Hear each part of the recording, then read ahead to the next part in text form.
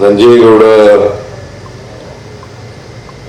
ಚಾಮರಾಜನಗರದ ಜಿಲ್ಲಾ ಅಧ್ಯಕ್ಷರಾದ ಮೇಲೆ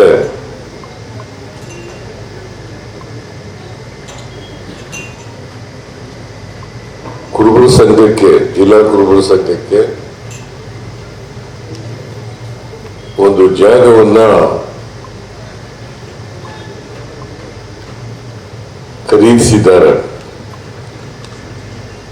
ಸುಮಾರು 1 ಎಕರೆ 23 ಗುಂಟೆ.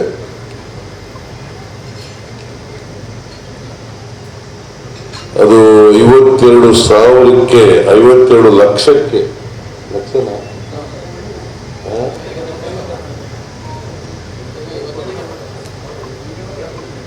52 ಲಕ್ಷ ಒಟ್ಟು 52 ಲಕ್ಷ ರೂಪಾಯಿಗಳಿಗೆ ಖರೀದಿ ಮಾಡಿದ್ದಾರೆ. ಅದರಲ್ಲಿ ನಾನು ಕೂಡ ಸ್ವಲ್ಪ ಸಹಾಯ ಮಾಡಿದ್ದೀನಿ. ನಾನು ಆಗ ಮುಖ್ಯಮಂತ್ರಿ ಆಗಿರಲಿಲ್ಲ, ಲೀಡರ್ ಆಫ್ ದಿ ಅಪೋಸಿಷನ್ ಆಗಿದ್ದೆ. ಈ ಜಾಗ ತಗೊಳ್ಳುವಾಗ ನಾನು ಸಹಾಯ ಮಾಡಬೇಕು ಅಂತೇಳಿ ನಂಜೇಗೌಡ ಮತ್ತು ಇತರರು ಬಂದು ಕೇಳಿದಾಗ ಸ್ವಲ್ಪ ಸಹಾಯ ಮಾಡತಕ್ಕಂಥ ಕೆಲಸವನ್ನು ಮಾಡಿದ್ದೀವಿ. ಜೊತೆಗೆ ಇಲ್ಲಿ 1 ಎಕರೆ 23 ಗುಂಟೆ ಮುಖ್ಯ ರಸ್ತೆಗೆ ಸೇರ್ಕೊಂಡಂತ ಜಾಗ ಇದೆ. ಒಂದು ಜಿಲ್ಲಾ ಸಮುದಾಯ ಭವನವನ್ನು ಮಾಡಬೇಕು ಅಂತೇಳಿ ತೀರ್ಮಾನ ಮಾಡಿ ಇವತ್ತು ಶಂಕುಸ್ಥಾಪನೆಯನ್ನ ನೆರವೇರಿಸಿದೆವು. ಅದಕ್ಕೂ ಕೂಡ ಸರ್ಕಾರ 2 ಕೋಟಿ ರೂಪಾಯಿಗಳನ್ನು ಕೊಡ್ತೇವೆ ಅಂತೇಳಿ ಒಪ್ಕೊಂಡಿದ್ದೇನೆ. ಈ 2 ಕೋಟಿನಲ್ಲಿ 50 ಲಕ್ಷ ರೂಪಾಯಿ ಮುಂಗಡವಾಗಿ ಬಿಡುಗಡೆನೂ ಕೂಡ ಆಗಿದೆ. ಉಳಿಕೆ ದುಡ್ಡನ್ನು ಕೊಡೋಣ, ಅದನ್ನು ಚೆನ್ನಾಗಿ ಕಟ್ಟಿ ಅಷ್ಟೇ.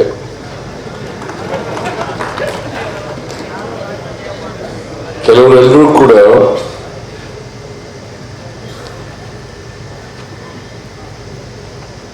ಹಣ ಸಹಾಯ ಮಾಡೋದ್ರ ಮೂಲಕ ವಂತಿಗೆಯನ್ನು ಕೂಡ ಕೊಟ್ಟಿದ್ದಾರೆ. ನಾನು ಯಾರ್ಯಾರು ವಂತಿಗೆಯನ್ನು ಕೊಟ್ಟಿದ್ದಾರೆ ಅವ್ರಿಗೆಲ್ಲರಿಗೂ ಧನ್ಯವಾದಗಳನ್ನು ಹೇಳಲಿಕ್ಕೆ ಬಯಸ್ತಾ ಇದ್ದೇನೆ.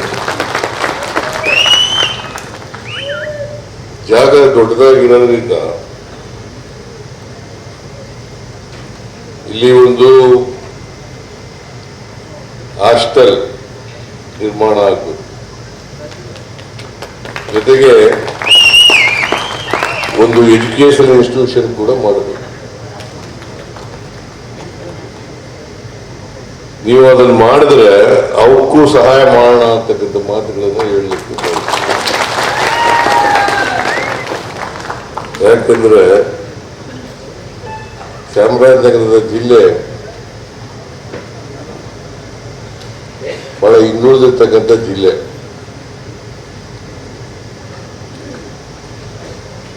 ಈ ಜಿಲ್ಲೆಯಲ್ಲಿ ಶಿಕ್ಷಣ ಕಡಿಮೆ. ಅದಕ್ಕೆ ಶಿಕ್ಷಣ ಆಗ್ಬೇಕಾಗಿರ್ತಕ್ಕಂಥದ್ದು ಅತ್ಯಂತ ಅವಶ್ಯ ಅಂತಕ್ಕಂಥ ಮಾತುಗಳನ್ನು ಹೇಳಲಿಕ್ಕೆ ಬಯಸ್ತಾ ಇದ್ದೇನೆ. ಸಮುದಾಯ ಭವನ ಮಾಡಬೇಡಿ ಅಂತ ಹೇಳಕ್ ಹೋಗಲ್ಲ. ಆದ್ಯತೆ ಮೇಲೆ ಹಾಸ್ಟೆಲ್ ಮತ್ತು ಶಿಕ್ಷಣ ಸಂಸ್ಥೆಗಳನ್ನು ಮಾಡತಕ್ಕಂಥದ್ದು ಅಗತ್ಯ ಅಂತಕ್ಕಂಥದ್ದನ್ನು ಮನಗಾಣಬೇಕಾಗ್ತದೆ. ನಾನು ಚಾಮರಾಜನಗರ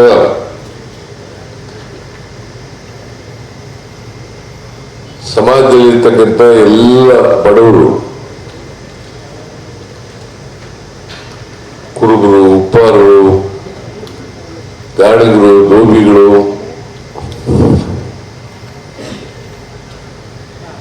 ದಲಿತರು, ಅಲ್ಪಸಂಖ್ಯಾತರು ಎಲ್ಲ ಹಿಂದುಳಿದಿರ್ತಕ್ಕಂಥ ಹಿಂದ ವರ್ಗಕ್ಕೆ ಸೇರಿದಂತ ಜನರು, ಅವರೆಲ್ಲರೂ ಕೂಡ ಮುಖ್ಯವಾಹಿನಿಗೆ ಬರಬೇಕು ಅಂತೇಳಿ ನಮ್ಮ ಸರ್ಕಾರ ಅನೇಕ ಕಾರ್ಯಕ್ರಮಗಳನ್ನು ಮಾಡಿದ್ದೀವಿ. ಹಿಂದೆ 2013ರಿಂದ 2018ರವರೆಗೆ ಮುಖ್ಯಮಂತ್ರಿ ಆಗಿರುವಾಗ, ಈಗ ಮತ್ತೆ 2023ರಿಂದ ಮುಖ್ಯಮಂತ್ರಿ ಆಗಿದ್ದೇನೆ. ಈ ಅವಧಿನಲ್ಲೂ ಕೂಡ 5 ಗ್ಯಾರಂಟಿ ಯೋಜನೆಗಳನ್ನು ಕೊಡೋದ್ರ ಮೂಲಕ ನಾವು ಅನೇಕ ಬಡವರು, ರೈತರು, ದಲಿತರು, ಹಿಂದುಳಿದವರು, ಅಲ್ಪಸಂಖ್ಯಾತರಿಗೆ, ಇದು ಇಂಥ ಜಾತಿ ಬಡವರು ಏನಲ್ಲ, ಎಲ್ಲ ಜಾತಿಯಲ್ಲಿರ್ತಕ್ಕಂಥ ಬಡವರು, ಅವರೆಲ್ಲರಿಗೂ ಕೂಡ ಅನುಕೂಲ ಮಾಡಿಕೊಡ್ತೀವಿ, ಅನುಕೂಲ ಮಾಡಿಕೊಟ್ಟಿದ್ದೇವೆ. ಈಗ ಶಕ್ತಿ ಯೋಜನೆ ಅಂತಕ್ಕಂಥದ್ದು ಎಲ್ಲ ಜಾತಿ ಹೆಣ್ಮಕ್ಳು ಕೂಡ ಉಚಿತವಾಗಿ ಬಸ್ನಲ್ಲಿ ತಿರುಗಾಡಬಹುದು. ಅದು ಬರೀ ಕುರುಬರೇ ಅಲ್ಲ, ಎಲ್ಲ ಜಾತಿ ಹೆಣ್ಮಕ್ಳು ಕೂಡ. ಅದಕ್ಕೇನು ಬಡತನ ಶ್ರೀಮಂತಿಗೆ ಇಲ್ಲ. ಹೆಣ್ಮಕ್ಳು ಯಾರ್ಯಾರು ಇದ್ದಾರೆ, ಎಲ್ಲ ಪಾರ್ಟಿಯವರು, ಎಲ್ಲ ಜಾತಿಯವರು, ಎಲ್ಲ ಧರ್ಮದವರು, ಅವರೆಲ್ಲರೂ ಕೂಡ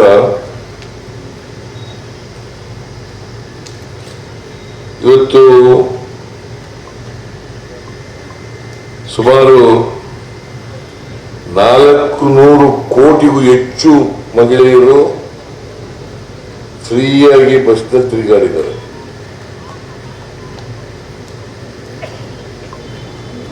ಯಾಕೆ ಮಾಡಿದ್ದೀವಿ ಅಂತಂದ್ರೆ,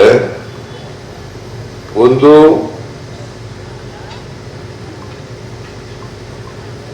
ಕೆಲಸಕ್ಕೆ ಹೋಗ್ಬೇಕಾದಂತ ಜಾಗಕ್ಕೆ ಹೋಗ್ಬೇಕು.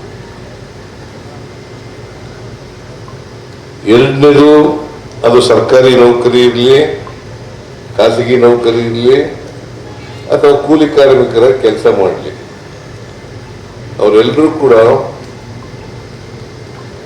ಉಚಿತವಾಗಿ ಬಸ್ನಲ್ಲಿ ತಿರುಗಾಡಬೇಕು ಅಂತಕ್ಕಂಥ ಕಾರ್ಯಕ್ರಮವನ್ನು ಜಾರಿಗೆ ಕೊಟ್ಟಿದ್ದೀವಿ. ಇದರಿಂದ ಅವರಿಗೆ ದುಡ್ಡು ಉಳಿತಾಯ ಆಗುತ್ತೆ. ಜೊತೆಗೆ ದುಡ್ಡಿನ ತೊಂದರೆಯಿಂದ ಪ್ರಯಾಣ ಮಾಡೋದು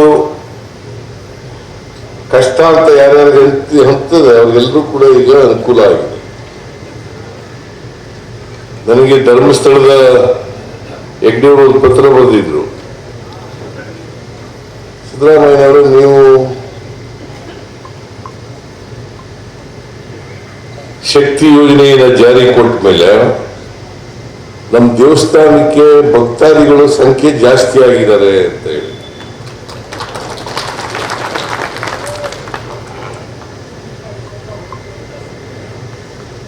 ಹಾಗೆ 1,22,00,000 ಕುಟುಂಬಗಳಿಗೆ 2,000 ರೂಪಾಯಿ ಮನೆ ಯಜಮಾನಿಗೆ ಫ್ರೀಯಾಗಿ ಕೊಡ್ತೀವಿ. 2,000 ರೂಪಾಯಿ. ಅದು ಈ ಜಾತಿ ಆ ಜಾತಿ ಅಂತಿಲ್ಲ, ಆ ಧರ್ಮ ಈ ಧರ್ಮ ಅಂತಿಲ್ಲ, ಎಲ್ರಿಗೂ ಸಿಗುತ್ತೆ. ಇನ್ಕಮ್ ಟ್ಯಾಕ್ಸ್ ಕಟ್ಟೋರಿಲ್ಲ, ಬಾಕಿಯವ್ರಿಗೆಲ್ಲ ಸಿಗುತ್ತೆ. ಆಮೇಲೆ ಅಕ್ಕಿ ಮೊದಲು ನಾನು 5 kg ಕೊಡ್ಲಿಕ್ಕೆ ಪ್ರಾರಂಭ ಮಾಡಿದ್ದೆ, ಅದನ್ನು ಕಂಟಿನ್ಯೂ ಮಾಡಿದ್ರು. ಈಗ ಮತ್ತೆ 5 kg ಕೊಡ್ಲಿಕ್ಕೆ ಪ್ರಾರಂಭ ಮಾಡಿದ್ದೀನಿ.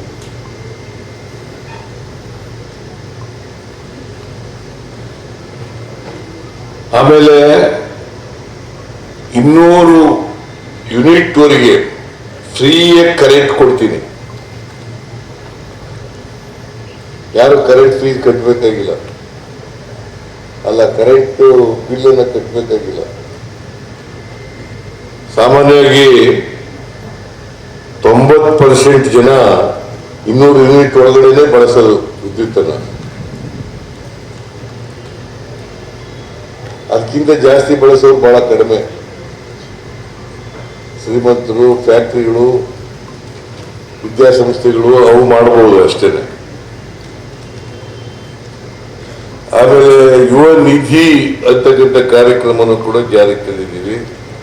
ನಿರುದ್ಯೋಗದ ಸಮಸ್ಯೆ ಬಗೆಹರಿಬೇಕು ಅಂತ ಹೇಳಿ ಅದನ್ನು ಕೂಡ ಮಾಡ್ತಕ್ಕಂಥ ಕೆಲಸ ಮಾಡಿದ್ದೀವಿ. ಅದೇನೇ ಆಗಲಿ, ಒಟ್ಟಾರೆಯಾಗಿ ಎಲ್ರಿಗೂ ಸಮಾನತೆ ಬರಬೇಕು. ಯಾವ ಧರ್ಮಕ್ಕೆ ಸೇರಿರಲಿ, ಯಾವ ಜಾತಿಗೆ ಸೇರಿರಲಿ. ನಮ್ಮ ಸಂವಿಧಾನ ಏನಪ್ಪ ಹೇಳ್ತದೆ ಅಂತಂದ್ರೆ, ಬಾಬಾ ಸಾಹೇಬ್ ಅಂಬೇಡ್ಕರ್ ಅವರು ಕೊಟ್ಟಿರ್ತಕ್ಕಂಥ ಸಂವಿಧಾನ ಎಲ್ಲರೂ ಸಮಾನತೆಯಿಂದ ಇರಬೇಕು, ಸಮಾನ ಅವಕಾಶ ಸಿಗ್ಬೇಕು ಎಲ್ರಿಗೂ. ಎಲ್ರಿಗೂ ಸಂಪತ್ತು ಹಂಚಿಕೆ ಆಗ್ಬೇಕು, ಎಲ್ರಿಗೂ ಅಧಿಕಾರ ಹಂಚಿಕೆ ಆಗ್ಬೇಕು.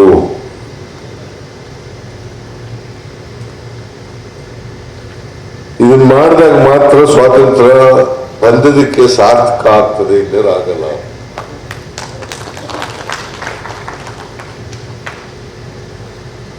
ಅದಕ್ಕೆ ನಾನು ಹಿಂದೆ ಚೀಫ್ ಮಿನಿಸ್ಟರ್ ಆಗಿರುವಾಗ ಶಾಶ್ವತ ಹಿಂದುಳಿದ ಆಯೋಗದಿಂದ ಒಂದು ಸಾಮಾಜಿಕ, ಶೈಕ್ಷಣಿಕ, ಆರ್ಥಿಕ ಸಮೀಕ್ಷೆಯನ್ನ ಮಾಡಿಸಿದ್ದೆ. ಸಾಮಾಜಿಕ, ಆರ್ಥಿಕ, ಶೈಕ್ಷಣಿಕ ಸಮೀಕ್ಷೆ. ಯಾಕಂದ್ರೆ ನಮ್ಮ ಸಂವಿಧಾನ ಬಂದು 75 ವರ್ಷ ಆಯ್ತು. ಈ 75 ವರ್ಷಗಳಾದರೂ ಕೂಡ ಬಡತನ ಎಷ್ಟು ಮಟ್ಟಿಗೆ ನೀಗಿಸಿದ್ದೀವಿ,